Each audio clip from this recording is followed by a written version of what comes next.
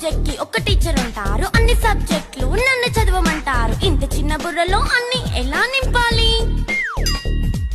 Class work, home work, fair notes అంటారు. Subject కి 3 books పెట్టి బ్యాగ్ నింపుతారు. ఇన్ఫాక్ట్ నా బరువు కన్నా నా బ్యాగ్ బరువే ఎక్కువ.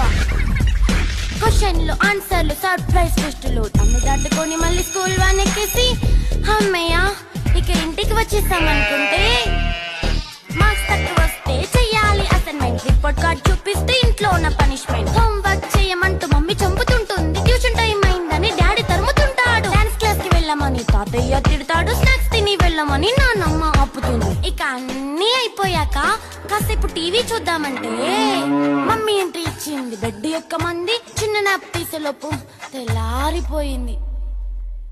అయ్యో మళ్ళీ మొదలు ఈ స్కూల్ కష్టాలు. ఇక